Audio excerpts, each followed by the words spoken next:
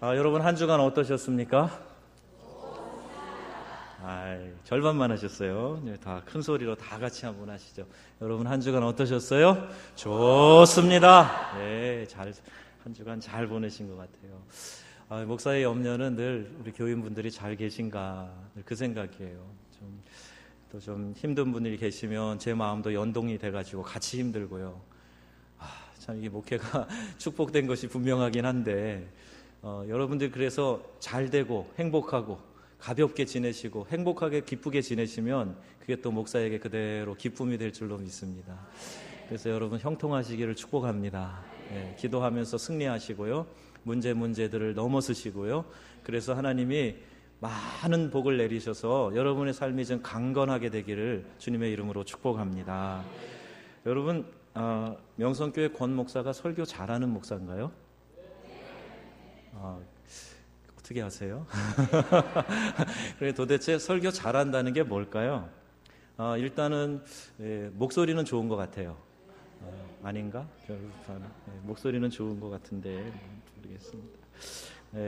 그 해박한 성경 지식, 또 풍부한 경험, 멋있는 화술, 그래서 듣는 사람들의 마음을 감동을 주고 그렇게 도전을 하는 거, 그게 다 뭐 설교를 잘하는 거에 요소가 될 수 있겠지만 이거보다 더 중요한 게 있더라고요.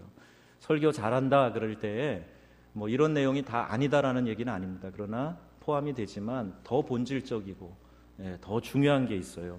그것은 하나님께서 오늘 모인 회중에게 주시는 말씀을 과감 없이 또 여과 없이 그렇게 잘 전달하고 있느냐, 이거에 따라서 좋은 설교자냐 그렇지 않느냐가 정해진다고 생각합니다. 말씀을 그냥 듣고 마는 것이 아니라 들은 말씀 때문에 내 마음에 와서 부딪히는 거예요. 이 말씀 때문에 내가 어떻게 할 거, 그러면 내가 어떻게 해야 되나, 그래서 고민이 이 안에서 생기면서 자연스럽게 하나님 앞에 죄악을 토설하고 또 새로운 삶의 용기를 얻고 결단을 하고, 이런 변화가 이 속에서 일어나야 그게 좋은 설교자이고 좋은 설교가 되는 겁니다. 근데 설교를 들을 때 참 말씀 잘하네, 좋다 그랬는데 아무런 변화가 일어나지 않아요. 아무런 도전도 일어나지 않아요. 내 마음에 부딪히는 게 하나도 없어. 결단이 일어나지 않아요. 그러면 이게 좋은 설교가 아닌 겁니다. 그냥 매끄럽게 흘러가는, 그래서 감상하기 좋은 하나의 음악을 보고 영화를 본 것 같은 이런 설교는요, 내 영혼을 건강하게 만들어내지 못합니다. 베드로가 설교할 때 3,000명씩 회개하고 하나님께 돌아왔어요. 그때 설교를 듣는 회중들의 반응이 뭔지 아세요? 가슴을 찢는 거예요. 그럼 내가 어떻게 해야 되겠는가? 내가 어떻게 해야 되겠는가? 그리고 사도 앞에 나와서 내가 그럼 어떻게 해야 구원을 받고 어떻게 해야 살겠는가? 예수님의 설교를 들었던 사람들의 반응도 똑같습니다. 세례 요한의 설교를 들었던 사람들의 반응도 똑같아요. 근데 그들이 다 한 가지로 그럼 내가 어떻게 해야 되겠는가? 그걸 깨닫고 결단하고 돌이켰다는 거예요. 마음의 변화가 일어났다는 겁니다. 여러분, 제가 정말 설교 잘하는 목사가 되길 원하십니까? 그러면요, 과감 없이 하나님의 말씀이 주어진 대로 전달이 돼서 여러분 마음을 그냥 쥐어뜯는 역사가 일어났으면 좋겠어요. 그랬으면 좋겠습니다. 그래서 하나님이 말씀하실 때 다른 것 변명하지 말고 설명하지 말고 그 말씀 앞에 그냥 거꾸로져 가지고 그 말씀을 붙들고 하나님 살려주세요, 하나님 도와주세요, 하나님 새롭게 해주세요, 그런 변화가 일어난다면 저는 우리 교회에 놀라운 일이 일어날 거라고 믿습니다. 여러분의 심령이 정말 변화될 거예요. 이 안에 기경이 일어나고 삶이 변화될 것이고요. 축복된 약속의 삶을 살게 될 것이고요. 하나님이 여러분을 들어서 위대하게 놀랍게 사용하게 되리라고 믿습니다. 그래서 그런 설교자가 돼야 되기 때문에 부담이 되는 거예요. 그래서 설교자는 항상 하나님 앞에 엎드리게 됩니다. 기도합니다. 이게 사람의 능력으로 좋은 설교를 할 수 있는 것이 아니기 때문에 그래요. 하나님의 마음을 느껴야 되고 그분이 주시는 메시지를 전달하기 위해서 예민하게 집중되어 있어야 합니다. 그래야 그것이 가능한 거예요. 저도 명성교회 성도들에게 전해야 될 그 메시지를 달라고 기도로 진지하게 구하였고 그 말씀을 들고 강단에 오늘 섰습니다. 여러분에게 은혜가 있기를 바랍니다. 말씀을 들으시는 가운데 하나님께서 예비해 놓으신 깊은 경험을 여러분이 하시게 되기를 주님의 이름으로 축원합니다. 자, 우리 본질적인 걸 한번 생각해 보십시다. 본질적인 거, 무엇이 본질인가? 내가 지금 이 자리에 와서 예배하고 이 자리에 앉아서 이 예배 자리에 함께 참여하고 있는데, 오후 예배가 이렇게 많이 오셨네. 오전 예배로 착각을 했어요. 이렇게 많이 오셔서 예배를 드리고 있어요. 왜 오셨습니까? 왜 이 예배 자리를 지키고 있습니까? 제가요, 이 한국 교회가 아닌 아프리카 교회에서 선교하고 또 프랑스의 그 인본주의의 본산인 프랑스의 한인교회 목회를 하면서 도대체 교회가 뭐냐, 이 교회론에 대해서 좀 깊은 고민을 많이 했습니다. 왜 모이는 거냐, 도대체 왜 모이는 거냐. 제가 아프리카에서 인도하던 한 그 차드 피난민 교회가 있었는데 500명씩 모였어요. 500명씩. 그 사람들이 막 모여들 차드에서 와가지고 이제 자기 그 나라에서 온 사람들, 자기 동족들 찾아서 모이는 거예요. 예배 광고 시간이 30분이 넘어요. 어디서 온 편지 읽어주고, 뭐 누가 무슨 소식 보냈다고 얘기해주고, 어느 마을에 대한 얘기해주고 30분이 넘어요. 그러니까 회당 역할을 하는 거죠. 회당 역할. 그래, 이런 이유 때문에 모이나 보다. 근데 여기에 생명이 없어서는 되겠는가? 복음이 없어서 되겠는가? 그래서 그 교회에서 아주 원색적인 복음 전하려고 노력을 많이 했습니다. 교회를 모이는 이유들이 있을 거예요. 전통 때문에 모이기도 해요. 어떤 분은 습관 때문에 모이기도 해요. 어떤 분은 이제까지 믿어왔는데 본전 아깝다. 그래서 모이는 분도 아마 있을 거예요. 다른 여러 가지 다양한 이유가 있겠지만 본질을 모르고 모이게 되면은요, 중요한 것을 빼먹는 겁니다. 그래서 이 본질에 더 충실해야 더 큰 은혜를 받을 수 있고, 그 예배를 통해서 나에게 생명력이 전달되게 되는 줄로 믿습니다. 그래서 여러분에게 이런 얘기를 자주 하려고 그래요. 교회의 본질이 무엇입니까? 제가 유럽 코스타를 하면서 종종 만났던 김동호 목사님이 그런 얘기를 해요. 한국 교회의 특징이 있다. 세 마디를 잘 외친다. 모여라, 모여라. 그 다음에 돈 내라, 집 짓자. 이 세 마디래요. 이게 한국 교회가 외치는 구호 세 마디랍니다. 많이 오해되어 있는 말인데, 이 얘기를 교인이 하는 게 아니라 세상 사람이 한답니다. 한국 교회의 특징은 모여라, 돈 내라, 집 짓자래. 그렇게 얘기한다는 거예요. 세상 사람들의 눈에 그렇게 비추었다면 오늘 우리 교회는 무언가 본질에서 많이 이탈되어져 있는 겁니다. 표류하고 있다고도 볼 수가 있어요. 중심이 뭔지를 모르고 휘청휘청하고 있는 거예요. 그러면 안 됩니다. 우리 주님이 다시 천사장의 호령과 나팔 소리와 함께 재림하실 텐데, 오늘 우리 마라나타 찬양했잖아요. 아멘, 주 예수여 어서 오시옵소서 환영을 해야 되는데, 우리 주님이 저희를 향해서 내가 너를 도무지 알지 못한다. 너 누구냐 도대체? 내가 주님의 이름으로 능력을 행하고 귀신을 쫓아내고 병을 고치고 역사를 일으켰습니다. 이 불법을 행한 자야, 내가 너를 도무지 알지 못한다. 그럼 우리 어떻게 할 거예요? 어떻게 할 거예요? 교회라는 이름으로 모였고 여기서 하나님을 찬양한다고 하고 예배드리고 있는데 우리 주님이 우리를 너 누구냐? 도무지 알지 못하겠다. 그러면 어떻게 하실 거예요? 본질에서 이탈된 교회는 더 이상 교회가 아닙니다. 그래서 우리는 왜 하나님이 교회를 세우셨는지 그 본질을 알아야 되고, 그 본질을 추구해야 되고, 그 본질 가운데서 하나님이 베풀어 주신 은혜를 체험하면서 살아가야 되는 하나님의 백성인 줄 믿습니다. 이걸 놓치시면 안 돼요. 이걸 꼭 붙드셔야 됩니다. 교회의 본질은 영혼을 구원하는 거예요. 내 영혼이 구원받아야 되고, 그리고 믿지 않는 다른 영혼들을, 우리 밖에 있는 하나님의 양들을 불러내서 그 우리에 들어오게 하는 거예요. 영혼 구원하는 게 본질적인 사명임을 믿으시기 바랍니다. 내 영혼이 구원받아야 되고요. 그리고 구원받은 내 영혼이 하나님의 자녀로 하나님의 백성답게 살아가도록 계속 훈련받고, 그리고 그 안에서 교육받고 함께 협력해서 약해질 때 누군가가 도와서 또 일으켜 세워주고, 그러면서 이 성결한 공동체를 주님 다시 오실 때까지 보존하고, 우리 주님이 신랑으로 다시 오실 때 마라나타 주 예수여 나의 신랑 예수여 어서 오시옵소서, 그리고 교회가 환영해야 될 줄로 믿습니다. 주님이 오셨는데 명성교회 사람들이 여기 다 남아있어요. 큰일 날 일 아닙니까? 휴거가 일어났는데 우리는 다 반갑게 여기서 만났어. 그 큰일 날 일 아니에요. 저기서 만나야 되는데 여기서 다 보고 있으면 안 되잖아요. 교회의 본질은 죄인이 회개하고 하나님 앞에 나오고 죄를 멀리하고 거룩한 하나님의 백성으로 이 땅을 살다가 천국에서 주님과 함께 영원 복락을 누리는, 그래서 이 땅에서 그 구원의 방주를 만들어서 서로 신앙으로 뜨겁게 붙잡아주는 이 본질 가운데 우리가 있는 거예요. 교회는 죄인들이 모이는 곳입니다. 죄인은 죄인이나 그 죄를 씻음받고 해결받고 고침받은 사람이 이곳에 있어야 되는 거예요. 교회의 거룩한 이 하나님 앞에 거룩한 속성을 우리가 유지하기 위해서는 날마다 우리의 죄성을 발견하고 그 죄를 토설하고 죄에서 돌아서고 거룩한 삶을 살기로 작정을 해야 되는 겁니다. 이러한 교회의 본질에서 벗어나 있으면 그 교회는 계시록에 나와 있는 7교회의 예에서 보듯이 하나님의 준엄한 판단을 받게 될 것입니다.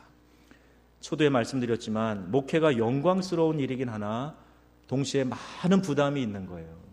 여러분 가운데 영혼이 실족하여 천국까지 못하는 사람이 나타난다 그러면 이 목사는 얼마나 마음이 힘들겠어요? 여러분이 구원받지 못하여 이 땅에서 저주받고 영생 복락을 누리지 못하는 삶이 된다면 그게 얼마나 힘든 일이 되겠습니까? 그래서 늘 노심초사하게 되고, 여러분이 구원받은 영혼인가 관심을 가져야 되는 거고, 또 여러분이 구원받은 사람이라면 죄에서 돌이키고 하나님의 백성답게, 그 자녀답게, 그 품성답게, 왕의 자녀답게 살고 있는가에 관심을 갖지 않을 수가 없는 거예요. 오늘날 사람들이요, 웰빙이라는 그 목표를 가지고 추구하면서 살아갑니다. 잘 사는 게 목표예요. 어떻게 하면 좀 편안하게 살까? 직장을 얻는 이유도 편안하게 수입을 얻어서 직장 생활을 어떻게 하면 할까? 저희 목회자의 세계에서도 어떻게 하면 좀 편안하게 목회를 하고 떵떵거리는 목회를 할까? 아주 못된 세속의 가치관이 많이 스며들어왔습니다. 더 희생을 하는 곳, 더 나의 헌신이 필요한 곳, 더 어려운 곳에서 사역하라는 것에 대한 긍지보다는 소극적으로 위축되고 내가 뭔가 좀 부족하지, 내가 실패한 사람이지, 이런 의식을 심어주는 게 도대체 어디서 온 거냐 말이에요. 성도들은 안 그렇습니까? 목회자가 이 지경이면 성도들은 안 그렇겠어요? 여러분의 삶 가운데 삶의 목표가 웰빙이에요. 잘 사는 데 있어요. 잘 먹고 잘 놀러 다니고 쉬고 이 땅에서 편안하게 살면 그게 인생의 만족이고 축복이라고 생각한다면 큰 오해입니다. 그러한 사람은, 웰빙이 목표인 사람은 십자가의 도, 이게 얼마나 미련하게 생각되겠어요? 예수의 십자가의 은혜가 얼마나 미련한 것처럼 보이겠습니까? 죄인을 용서하기 위해서 죄 없으신 예수님께서 이 땅에 오셔서 죄된 모습, 죄인의 모습을 혼자 짊어지시고 십자가에 달려 죽으셨다 하는 이 복음의 기쁜 소식이 얼마나 우스꽝스럽고 어리석은 소식처럼 여러분 들리겠습니까? 잘 먹고 잘 살아야지 어쩌다가 저렇게 안 됐네, 젊은 사람이 33세 요절을 하고, 그렇게 보이지 않겠습니까? 십자가의 도가 멸망받는 자들에게는 미련하게 여겨진다, 이렇게 말씀하고 있어요. 그래서 우리 그리스도인들은 웰빙이 목표가 되면 안 됩니다. 웰다잉이 목표가 돼요. 어떻게 내가 잘 인생을 마무리할 수 있는가, 이게 목표가 돼야 돼요. 그 목표를 향해서 생각하면서 살아가야 됩니다. 임종의 순간에 평안함 가운데 하늘나라가, 하나님 나라가 다가올 때 내가 손을 흔들며 환영하며 기쁨으로 그 나라에 들어가야 된단 말입니다. 제가 들은 간증이 있어요. 어느 권사님 돌아가실 때 천국문이 열리네, 천국문이 열리네 이러면서 돌아가셨다는 거예요. 임종 직전에 신령한 것을 보면서 하늘문이 열리면서 자기를 반기러 천사들이 내려오는 모습을 보고 그걸 환하게 미소 지으면서 돌아가셨다는 거예요. 요새는 교역자들이 염을 직접 안 하지만 염을 할 때 목사님들의 그 공통적인 고백이 있어요. 믿지 않고 돌아가는 사람 몸이 뻣뻣하게 돌아간답니다. 막 안 갈라고 뿌리치다가 저항하다가 근육이 굳어져서 돌아가신대요. 예수 믿고, 예수 잘 믿고 이 땅을 떠나는 사람은 부들부들 편안하게 숨을 거둔다 그래요. 무언가 눈이 열려서 보일 때 두려움과 공포에 사로잡혀서 가는 사람이 있는가 하면 환한 기쁨과 광명으로 내가 이제 가면 주님 만나리, 그러면서 천국문이 열리네 손을 저으면서 가는 사람이 있단 말이에요. 여러분 웰다잉을 준비하시기 바랍니다. 임종을 잘 맞이하고 천국에서 깨어나는 것, 이게 중요한 거, 이게 이 땅에서 누릴 수 있는 최고의 축복임을 여러분 믿으시기 바랍니다. 이단이 왜 이단인지 아세요? 달을 이자 끝단자 쓰는 거예요. 다 비슷해요. 큰 차이를 못 느껴요. 그런데 끝에 가보면 다른 겁니다. 구원이 아니라 멸망으로 가는 거예요. 그래서 달을 이자 끝단자를 씁니다. 인생 마칠 때 내가 받은 사명을 다한 감사와 감격이 있어야 돼요. 예수께서 십자가에 달려 운명하실 때 마지막 남기신 말이 다 이루었다. 테텔레스타이, 내가 다 갚았다. 이런 말씀하고 운명하셨어요. 하늘 보좌를 버리고 이 땅에 오신 예수님이 그 사명을 다 하시고 하나님 아버지께로 돌아가는 거예요. 우리도 이 땅에 올 때 다 사명을 가지고 왔습니다. 여러분 한 분 한 분이 하나님께서 여러분 인생에 주신 사명이 있단 말이에요. 이 사명 썩혀두고 그냥 가시겠습니까? 하나님이 여러분에게 맡기신 그 사명을 최대한 내가 완성하고 주님 앞으로 서야 되겠다라는 이 각오를 갖고 하나님의 영광을 위해서 살아가시면 하나님이 기뻐하실 거예요. 그리고 하늘의 놀라운 상급이 우리를 기다리고 있을 겁니다. 저 그렇게 되기를 원해요. 우리 명성교회가 그냥 생존을 위한 교회가 되는 거 의미가 없습니다. 하나님이 주신 사명을 잘 감당해서 하나님 앞에 귀하게 칭찬받고 잘했다, 착하고 충성된 종아, 그리고 하나님이 우리를 얼싸 안아주시고 우리에게 귀한 상급 주시는 그날을 기대하면서 함께 신앙하시기를 축복합니다. 자, 그러기 위해서 여러분 꼭 들으셔야 될 말이 있어요. 오늘 아침 설교가 새로운 출발에 대한 말씀을 여러분에게 드렸습니다. 그래서 새 일을 행하시는 하나님, 내가 새 일을 행하리라, 이런 말씀을 전했습니다. 오늘 오후의 말씀은 이것을 위해서 아주 중요한 말씀이에요. 새로운 출발을 위해서 꼭 통과해야 될 부분이 있어요. 이것은요, 우리의 죄 문제를 해결하는 겁니다. 하나님은 우리 안에서 우리가 주님 앞에 정결케 되기를 원하세요. 죄에 대한 거룩한 분노가 없이는 우리가 이 땅에서 성결한 삶을 살아갈 수가 없습니다. 오늘 본문이 그걸 말해주고 있고요. 느헤미야, 우리가 아침에 쭉 묵상했던 느헤미야서의 마지막 결론이 바로 이것입니다. 우리의 삶의 목표는 거룩한 하나님의 자녀답게 성결한 삶을 사는 거예요. 그러기 위해서는요, 죄에 대한 거룩한 분노를 품어야 됩니다. 오늘 본문에 느헤미야를 심히 근심하게 한 또 다른 일이 나오는데, 하나님의 크신 은혜로 다시 신앙의 중심인 예루살렘이 회복됐어요. 많은 방해, 회방, 위협 있었지만 사명 하나로 든든히 서가지고 똘똘 뭉쳐서 이스라엘 백성이 이제 성벽을 완성합니다. 더 이상 외적들이, 잘못된 어떤 세력들이 뚫고 들어와서 다 헤쳐놓지 못하도록 성벽을 잘 세웠어요. 그리고 이제 새로운 출발을 시작합니다. 그들이 다시 제사장, 학사, 에스라, 봉독하는 하나님의 말씀을 듣고 다 통해 자복하면서 다시 하나님의 백성답게 살기를 작정했어요. 새로운 출발이 이제 시작이 됐습니다. 그럼에도 불구하고 느헤미야가 잠시 페르시아로 갔다가 돌아오는 그 사이에 엄청난 일이 일어났어요. 백성들이 잠시 그 때를 틈타서, 죄악은 그런 거거든요. 속성이 잠시 그 틈을 타가지고 다시 그들을 찾아오고 죄악을 겁없이 저지르도록 만들어 놨습니다. 바로 백성들이 저주로 맹세하고 하나님 앞에 서약한 언약을 깨고 이방인과 통혼을 공공연하게 행하고 있었던 점입니다. 23절 말씀이에요. 그 결과로 그들이 낳은 자녀들이 모국어를 잘할 줄 몰라요. 서로 외국인처럼 대하는 거예요. 이방인과 통혼했기 때문에 자녀들끼리 나서 그들이 신앙의 전수도 받지 못하고 언어도 통하지 않는 그런 이상한 현상을 만들어 놓은 겁니다. 이방인과 통혼이 다시 이처럼 확산될 수 있었던 것은 대제사장의 손자, 그가 이방 대적 수장 산발랏, 여러분 이름이 익숙하죠? 이 산발랏의 사위가 된 거예요.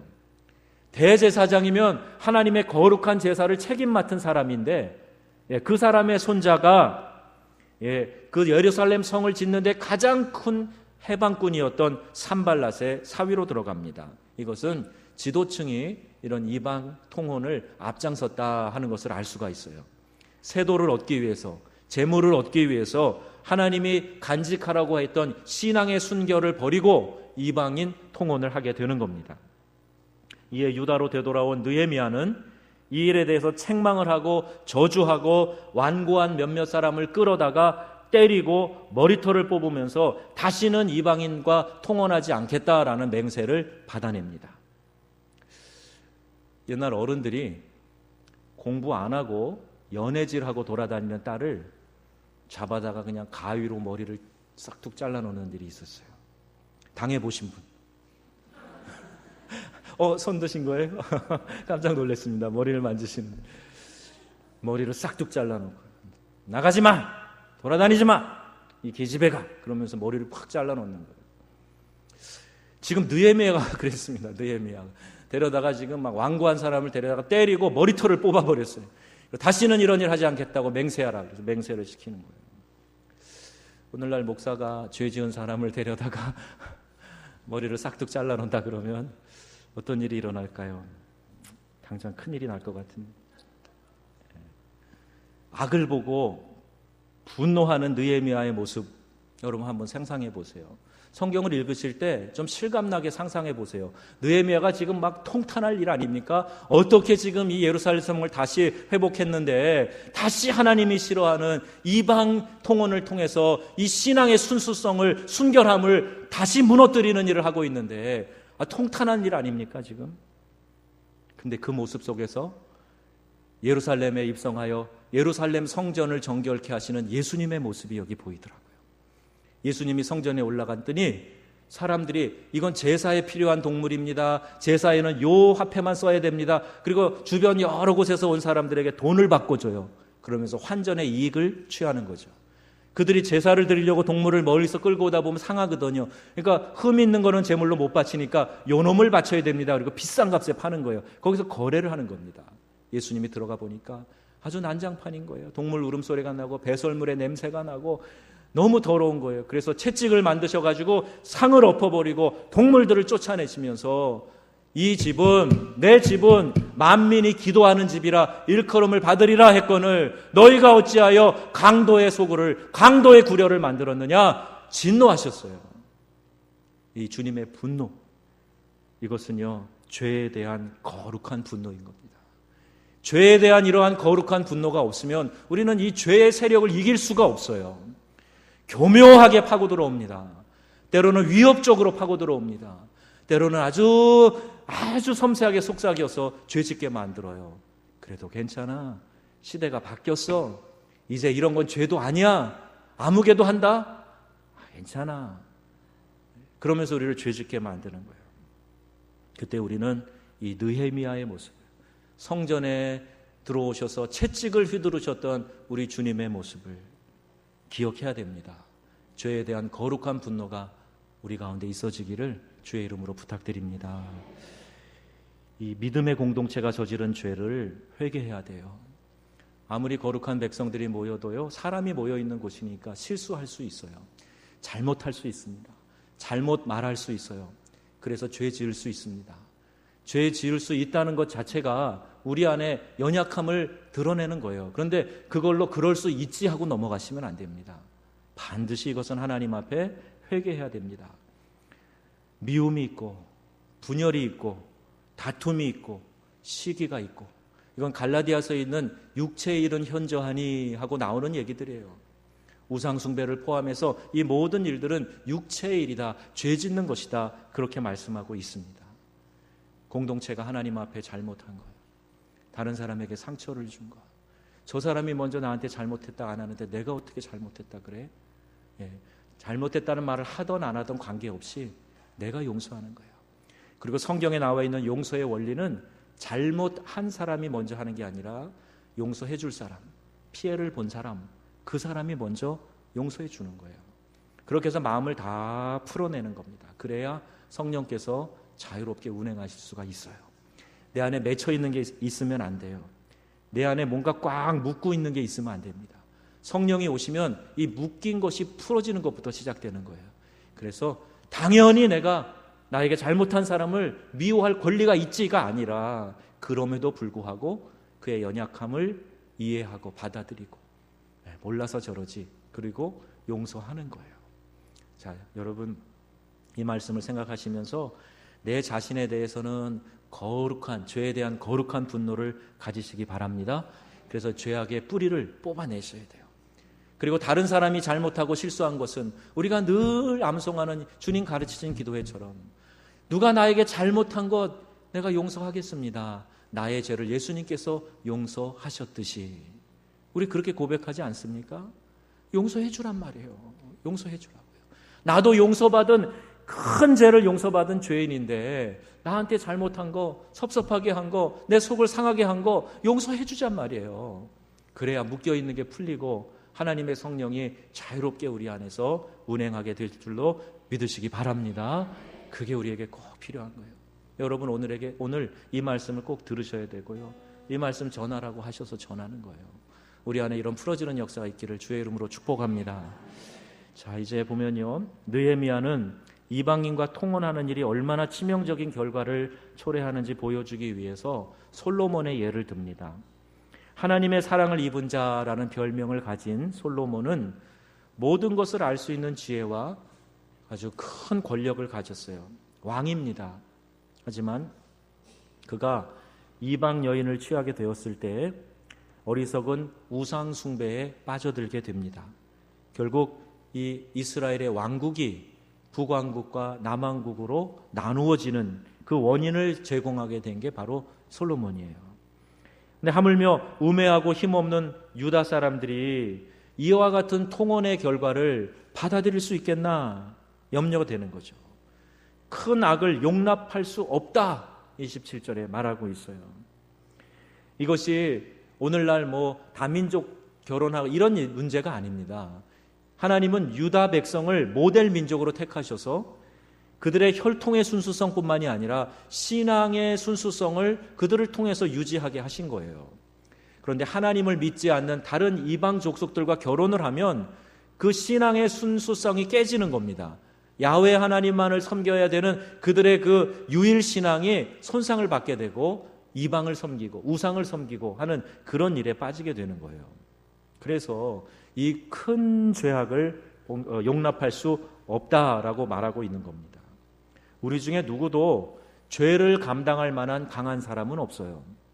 죄가 내 안에 들어와서 좌정하고 있고 나를 컨트롤하는데, 나를 주관해 가는데 그래도 괜찮아, 나는 죄 지으면서도 거룩한 삶을 살 수 있어, 이게 안 되는 겁니다.